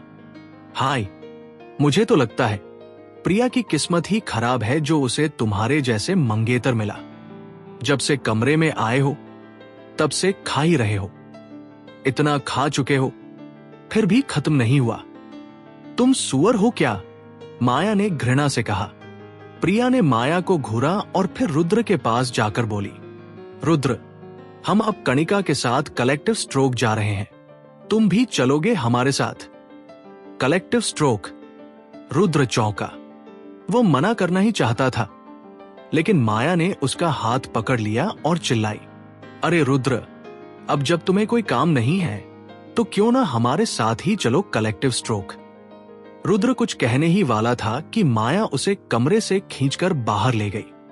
हालांकि रुद्र को आर्ट सेंटर जाना नहीं था, लेकिन माया ने जबरदस्ती खींच लिया तो वह मजबूरी में कार में बैठ गया। असल में माया उसे इसलिए साथ ले जाना चाहती थी क्योंकि उसे पियानो के बारे में कुछ नहीं पता था। प्रिया और कणिका दोनों बचपन से म्यूजिक इंस्ट्रूमेंट सीख चुकी थी। अगर वो अकेली उनके साथ जाती तो खुद को मूर्ख समझती, लेकिन अगर रुद्र भी साथ रहा तो वो खुद से भी ज्यादा अनाड़ी लगेगा। इसके बाद सभी लोग कार में बैठे और प्रिया ने सीधा कलेक्टिव स्ट्रोक की ओर गाड़ी मोड़ दी। दोपहर के 3 बजे रुद्र लड़कियों के साथ कलेक्टिव स्ट्रोक्स पहुंचा। कलेक्टिव स्ट्रोक्स का आंतरिक डिजाइन बहुत आधुनिक था। वहां की यूरोपीय सजावट और पियानो की मधुर ध्वनि मिलकर एक शांत और सुकून भरा वातावरण बना रही थी, मानो वे किसी यूरोपीय महल में आ गए हों। जैसे ही वे अंदर दाखिल हुए, उन्होंने देखा कि वहां बहुत से लोग पियानो बजा रहे थे, लेकिन ये सब बहुत छोटे थे। सबसे बड़ा भी मुश्किल से 17 या 18 साल का होगा। कणिका, यहां इतने सारे बच्चे क्यों हैं? माया ने वहां वाद्य यंत्रों का अभ्यास करते बच्चों को देखकर हैरानी से पूछा। कलेक्टिव स्ट्रोक्स 2 मंजिलों में बटा हुआ है। पहली मंजिल पर आम छात्र अभ्यास करते हैं, जबकि दूसरी मंजिल कलेक्टिव स्ट्रोक्स के सदस्यों के लिए होती है। कणिका ने धीरे से समझाया। अच्छा, माया ने सोचते हुए सिर हिलाया और फिर सीधे दूसरी मंजिल की ओर बढ़ गई। जब रुद्र, प्रिया और कणिका दूसरी मंजिल पर पहुंचे तो उन्होंने पाया कि वहां का माहौल पहले से कहीं ज्यादा शांत था। कुछ सूट बूट पहने अधेड़ उम्र के लोग हॉल में चाय पीते हुए बातें कर रहे थे। वहां कई प्राइवेट रूम भी थे, जहां सीनियर सदस्य पियानो का अभ्यास करते थे। इसी समय एक 50 साल की महिला ने उत्साहित होकर पुकारा, मिस कणिका, आप वापस आ गई। मिस सरोजनी, इतने साल बीत गए फिर भी आपको मेरी याद है। कणिका भी उन्हें देखकर बेहद उत्साहित हुई। मैं आपको कैसे भूल सकती हूं? आप मेरी सबसे होनहार छात्रा थी। बस जब आपने मेहरा स्टेज छोड़ा तब से आपकी कोई खबर नहीं मिली। मिस सरोजनी ने कणिका का हाथ थामते हुए खुशी से कहा, मैं अब भी अभ्यास करती हूं, लेकिन काम के कारण समय नहीं निकाल पाती। कणिका ने मुस्कुराते हुए जवाब दिया, बस तुम अभ्यास करती रहो। तुम अब भी मेरी सबसे प्रतिभाशाली छात्रा हो। अगर तुम यहां रुक जाती तो पियानो में तुम्हारी उपलब्धियां अविश्वसनीय होती। मिस सरोजनी ने राहत से सिर हिलाया। मिस सरोजनी, ये है मेरी छोटी बहनें प्रिया और माया मेहरा, और ये प्रिया का मंगेतर है रुद्र सिंघानिया। कणिका ने सबका संक्षिप्त परिचय कराया। नमस्ते। नमस्ते। मिस सरोजनी को पता था कि प्रिया और माया मेहरा फैमिली से हैं, इसलिए वो बहुत शालीनता से बोली। लेकिन जब उन्होंने रुद्र को देखा तो उनके चेहरे के भाव थोड़े अजीब हो गए। रुद्र को लगा कि ये प्रतिक्रिया शायद इसलिए थी क्योंकि उन्हें पता था कि वो प्रिया का मंगेतर है। उसने इसे दिल से नहीं लगाया। आखिरकार हर किसी की पहली प्रतिक्रिया यही होती थी कि रुद्र प्रिया के लायक नहीं है। मिस सरोजनी, मेरा पियानो अब भी यहां है ना? कणिका ने पूछा। हाँ, बिल्कुल है, मेरे कमरे में रखा है। जब तुम गई थी मैंने उसे संभाल कर रखा था। मुझे उम्मीद थी कि एक दिन तुम जरूर लौटोगी। मिस सरोजनी ने तुरंत जवाब दिया, धन्यवाद। चलिए प्राइवेट रूम में बात करते हैं। इतना कहकर कणिका उस कमरे की ओर बढ़ गई जिसे वो पहले से बहुत अच्छी तरह जानती थी। इस जगह से जुड़ी कई यादें उसके दिल में थी। रुद्र, प्रिया और माया भी उनके पीछे चल दिए। माया उत्सुकता से चारों ओर देखती जा रही थी। उसकी आंखें बड़ी बड़ी खुली हुई थी। अरे, ये तो कणिका है। तुम्हें अब भी शर्म नहीं आती यहां वापस आने में? लेकिन इससे पहले कि कणिका कमरे में प्रवेश करती, पीछे से किसी महिला की आवाज आई। कणिका ने आवाज सुनी तो वो मुड़ी और उस महिला को देखकर उसके चेहरे पर घृणा की एक झलक आ गई। रुद्र ने भी उस महिला की ओर देखा। वो बहुत ग्लैमरस लग रही थी और उसका पहनावा भी बहुत खुला हुआ था। उसके पूरे व्यक्तित्व से एक आकर्षण झलक रहा था। अगर उसे प्रिया, माया और कणिका के पास खड़ा कर दिया जाए तो भी वह कहीं कम नहीं लगती। उस महिला के साथ एक पुरुष भी खड़ा था, दोनों हाथों में हाथ डाले हुए। लग रहा था जैसे वे एक कपल हों। आर्या, तुम? कणिका ने सपाट चेहरे से कहा। और कौन? आर्या ने हल्की मुस्कान के साथ जवाब दिया। वो कणिका के पास आकर उसे सिर से पांव तक देखती रही और तिरस्कार से बोली, तुम बिल्कुल भी नहीं बदली हो। तुम्हें देखकर आज भी नफरत होती है। अगर नफरत है तो दूसरी तरफ मुंह घुमा लो। कणिका ने गुस्से में बेहद ठंडे स्वर में कहा और फिर बोली, प्रिया, माया, चलो। इतना कहकर वह जाने को मुड़ी। कणिका, रुको। अचानक आर्या ने आवाज लगाई। क्या है? कणिका ने शांत स्वर में पूछा। कणिका, मुझे याद है, तुम कलेक्टिव स्ट्रोक्स की स्टार थी। हर कोई तुम्हारी तारीफ करता था। कोई भी प्रतियोगिता होती तो तुम पहले स्थान पर होती और मैं हमेशा दूसरे पर।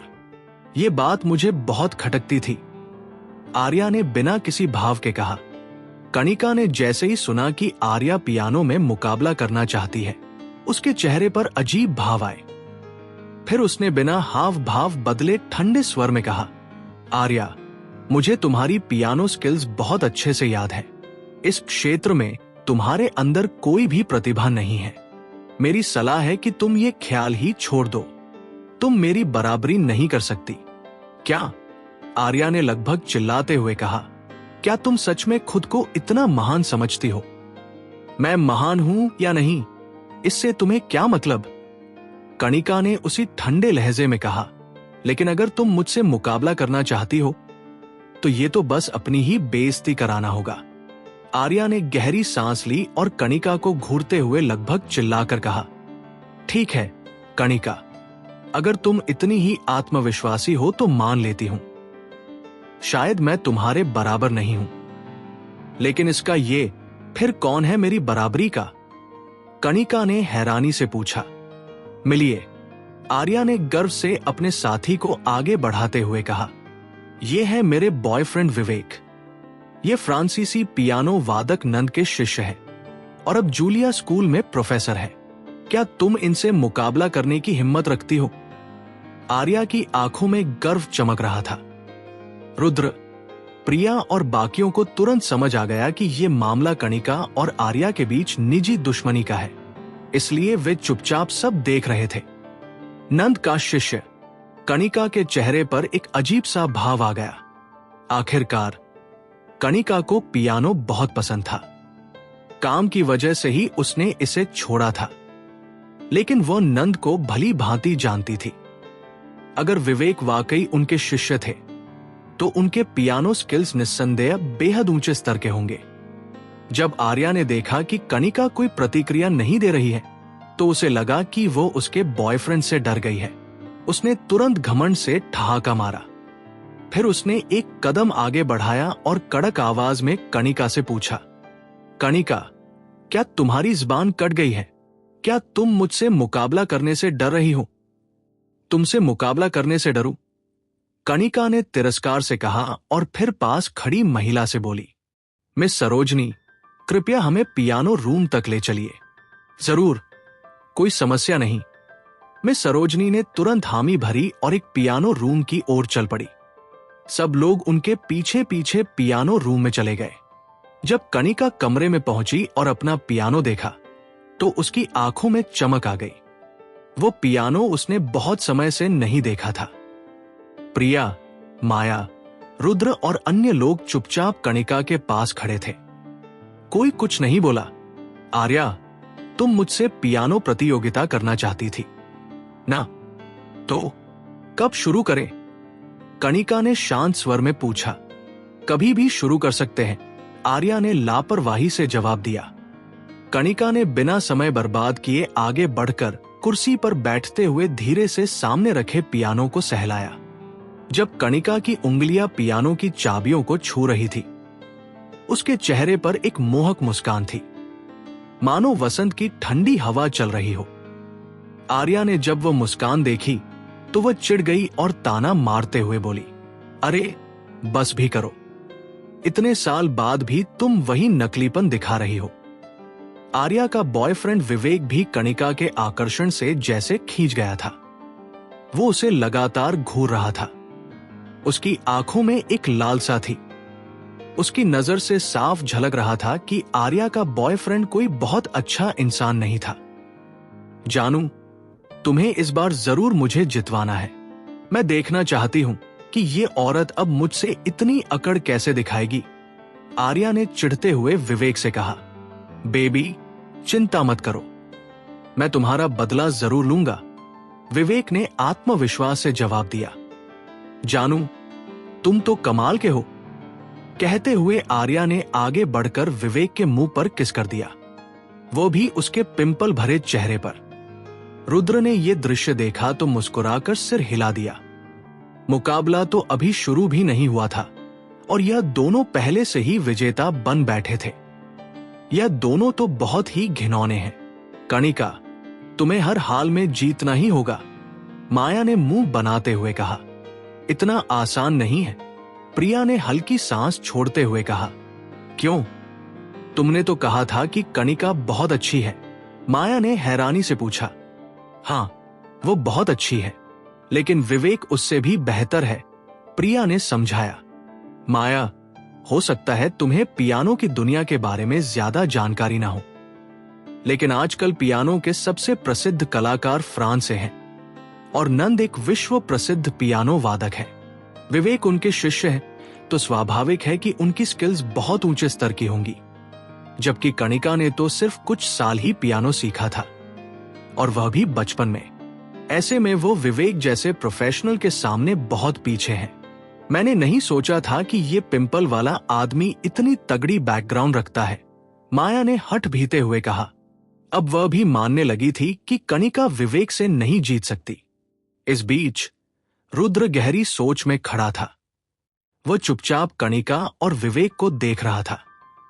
किसी को समझ नहीं आ रहा था कि वो क्या सोच रहा है। प्रिया ने देखा कि रुद्र कुछ परेशान सा लग रहा है, तो उसने पूछा, रुद्र, सब ठीक है ना? रुद्र चौंका, फिर सिर हिलाकर बोला, मैं ठीक हूं। तो फिर तुम्हारा चेहरा ऐसा क्यों लग रहा है?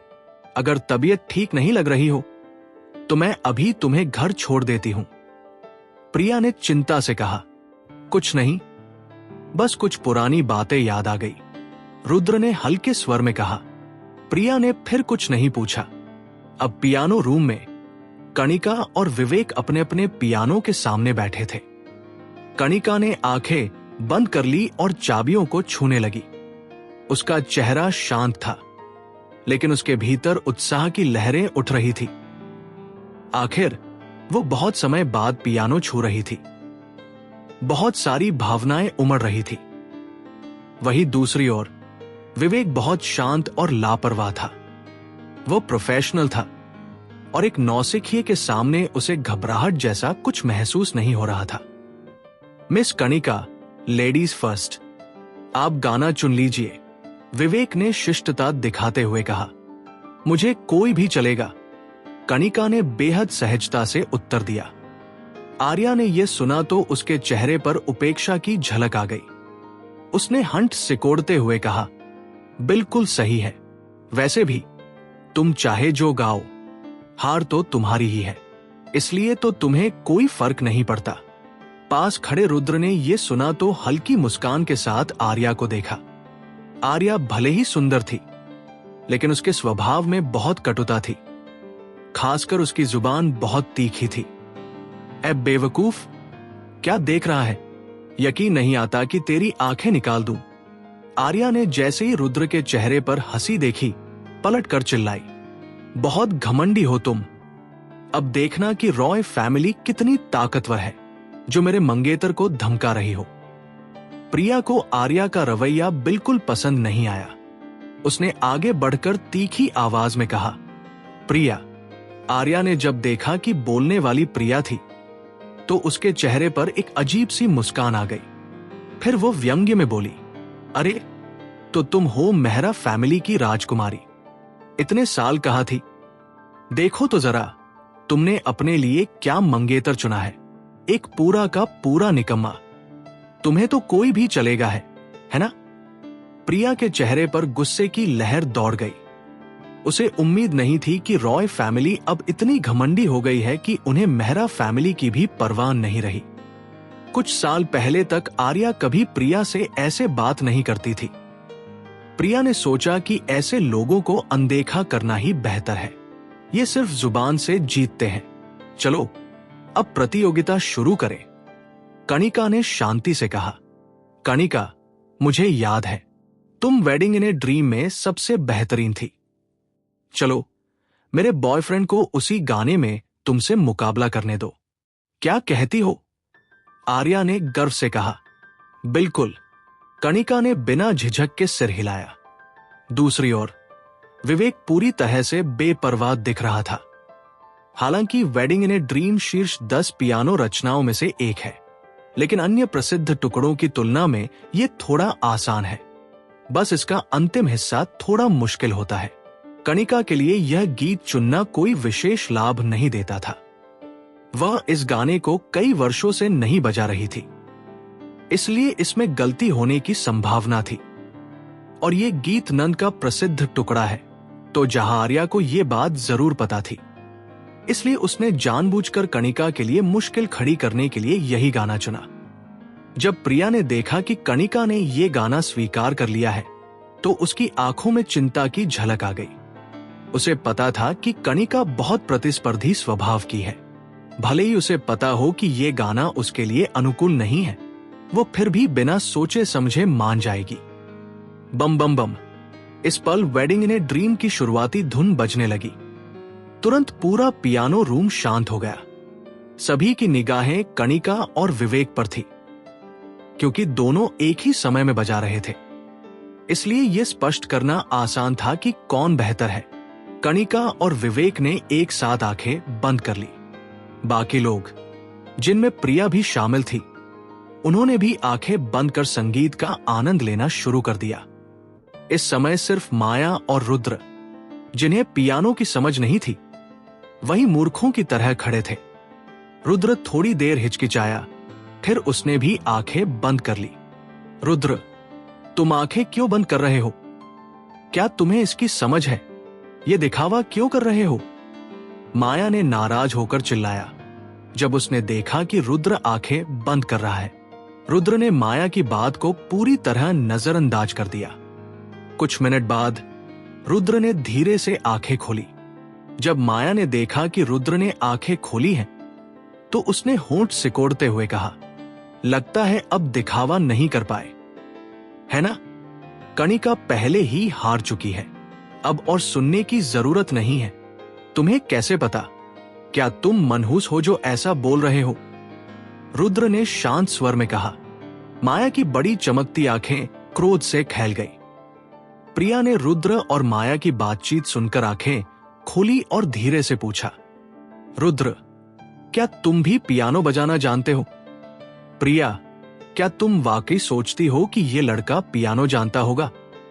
ये तो बस डींगे मार रहा है, इसकी बातों पर ध्यान मत दो। माया ने जल्दी से कहा, मैं कोई बकवास नहीं कर रहा।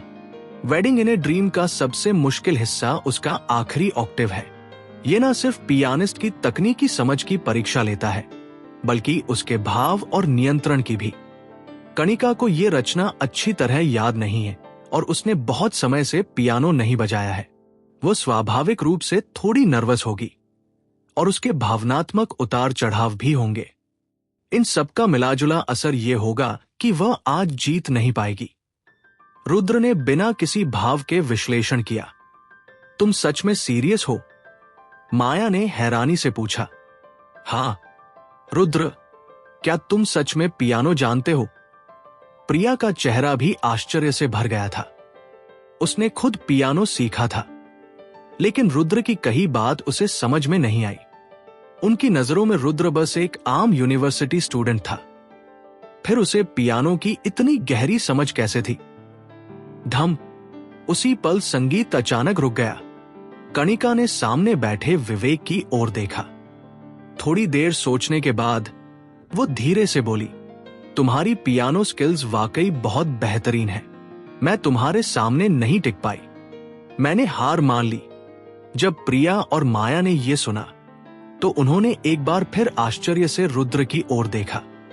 वे हैरान इसलिए नहीं थी कि कणिका हार गई, बल्कि इसलिए कि रुद्र की बात सही निकली थी। जब कणिका ने हार मानी तो प्रिया और माया वही स्तब्ध खड़ी रह गई। उनके चेहरों पर अविश्वास था। रुद्र, जो एक सामान्य छात्र लगता था और जिसका पियानो से कोई नाता नहीं दिखता था, उसने इतनी सटीकता से कणिका और विवेक के बीच के मुकाबले का विश्लेषण कर दिया। यह प्रिया की नजरों में बिल्कुल अविश्वसनीय था। प्रिया ने भी कभी पियानो सीखा था, लेकिन उसकी समझ इतनी नहीं थी कि वह कणिका और विवेक में फर्क कर पाती। पर रुद्र ने न केवल फर्क समझा, बल्कि उसे पूरी तरह स्पष्ट किया। इसका मतलब था कि रुद्र न केवल पियानो जानता था, बल्कि उसे बहुत गहराई से समझता था। ठीक उसी वक्त जब प्रिया रुद्र से यह पूछने ही वाली थी कि उसे पियानो की इतनी समझ कैसे है, विवेक धीरे से खड़ा हुआ और कणिका के पास आया। वह बोला, असल में तुम्हारा पियानो बहुत अच्छा है, बस लंबे समय तक अभ्यास ना करने की वजह से तुम्हारी तकनीक थोड़ी जमीन नहीं लग रही है। हार तो हार होती है, मैं कोई बहाना नहीं बनाऊंगी। कणिका ने जवाब दिया। वो गर्व और स्वाभिमान वाली लड़की थी। उसे हारना अच्छा नहीं लगा, लेकिन उसने चेहरे पर कोई झलक नहीं आने दी। शायद यही एक रईस लड़की का स्वभाव होता है। विवेक शायद उसकी बात नहीं समझा। उसने दिखावे भरे अंदाज में कहा, अगर तुम्हें थोड़ा समय मिले अभ्यास का, तो तुम एक और स्तर तक पहुंच सकती हो, लेकिन फिर भी तुम मेरी प्रतिद्वंदी नहीं बन सकोगी। कहते हुए विवेक के चेहरे पर घमंड भरी मुस्कान थी। उसकी गंदी निगाहें कणिका के सीने पर टिकी थी। विवेक की उस नीच नजर को देखकर कणिका के चेहरे पर घिन झलक गई। वो मुड़ी और जाने लगी। कणिका, इतनी जल्दी क्यों जा रही हो? अभी तो तुम बहुत अकड़ दिखा रही थी।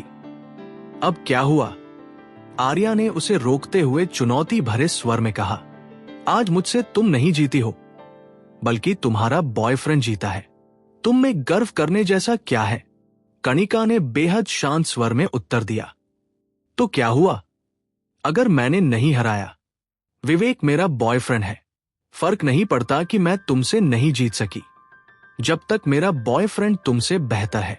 आर्या ने मुंह बनाकर कहा और आगे बोली, औरतों के लिए सबसे जरूरी बात होती है एक अच्छा पति ढूंढना।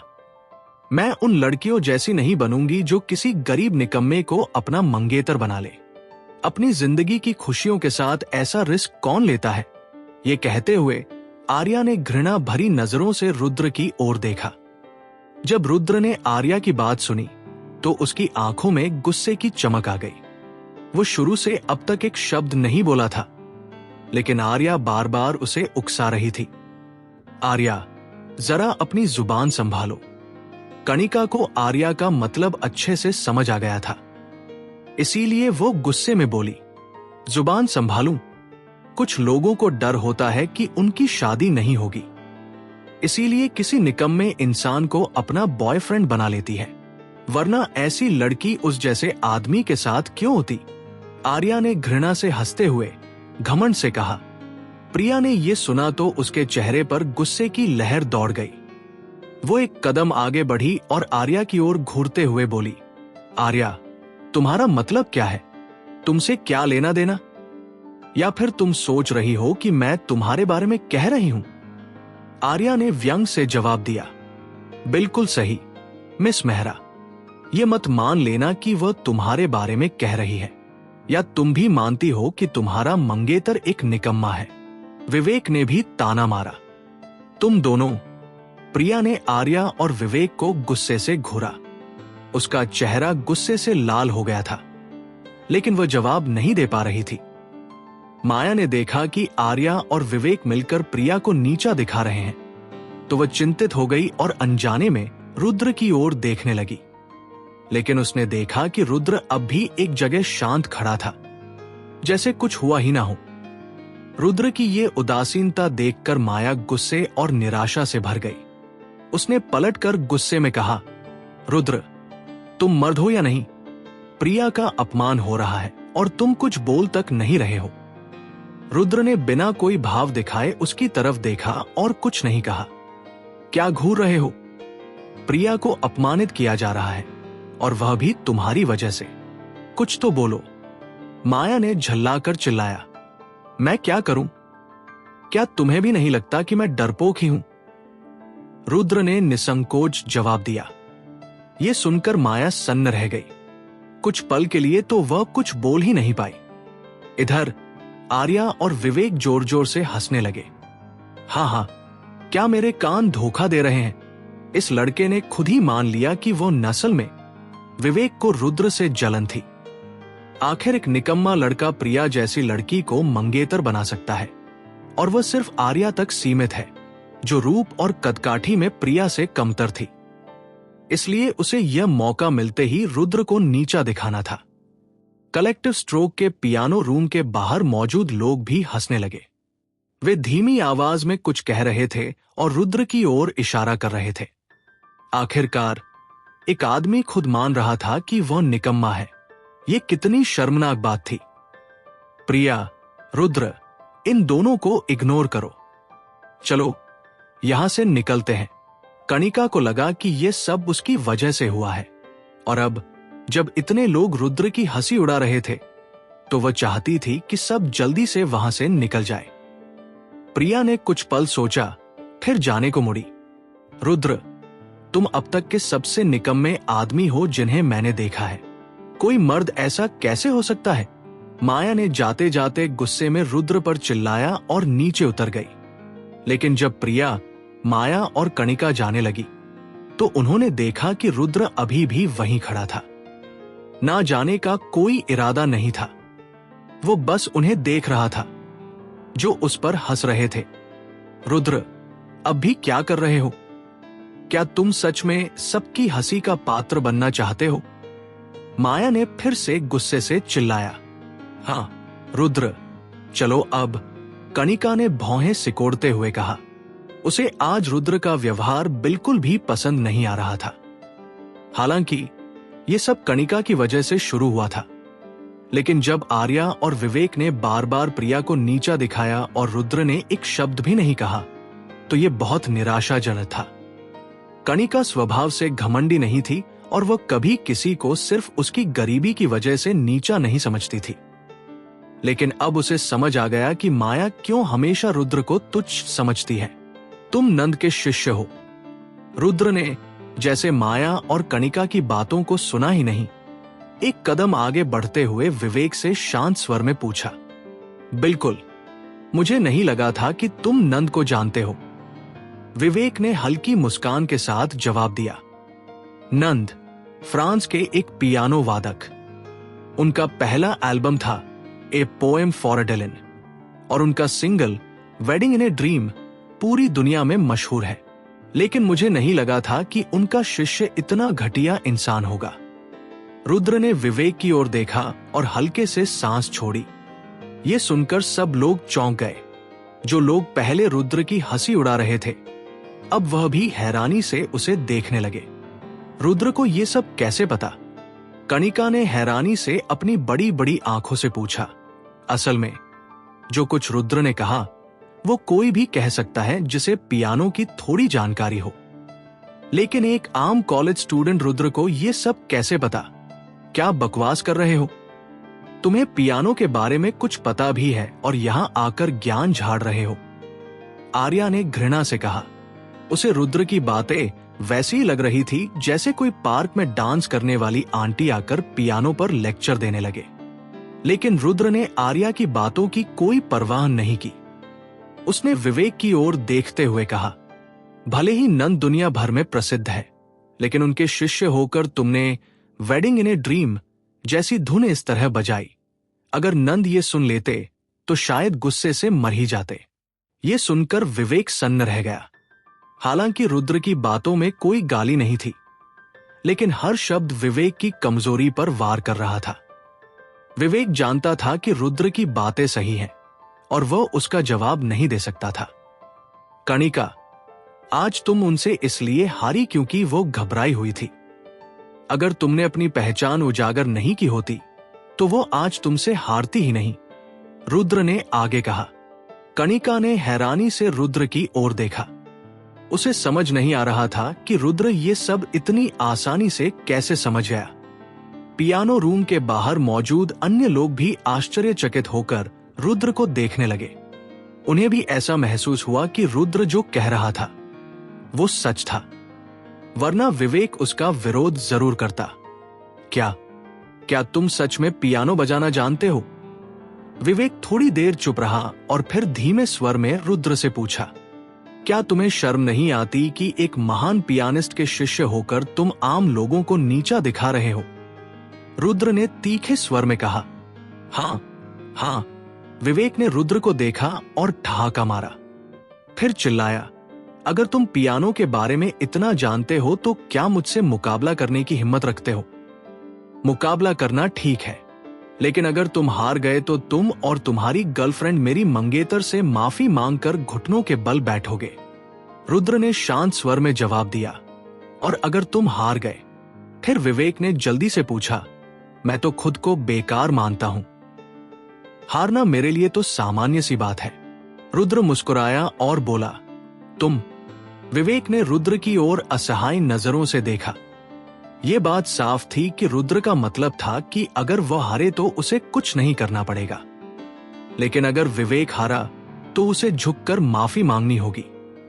यह तो एकतरफा शर्त थी, और यह पहली बार था जब किसी ने विवेक को बेकार कहा था, वो भी ऐसे आत्मविश्वास के साथ। क्या हुआ? कहीं ऐसा तो नहीं कि तुम जैसे प्रोफेशनल को मुझ जैसे बेकार से हारने का डर है? रुद्र ने मुस्कुराकर पूछा। जब देखा कि विवेक चुप हो गया तो रुद्र ने हल्की मुस्कान के साथ कहा, ठीक है, मुझे तुमसे डर नहीं लगता। विवेक ने गुस्से में चिल्लाया। हाँ। रुद्र ने हल्की मुस्कान के साथ विवेक की ओर देखा और कुछ नहीं कहा। तुम एक गरीब डिलीवरी बॉय हो, तुम्हें पियानो के बारे में क्या पता? मेहरा परिवार को शर्मिंदा मत करो। इसी समय एक तीखी आवाज गूंज उठी। सभी ने घूमकर दूसरी मंजिल की ओर देखा।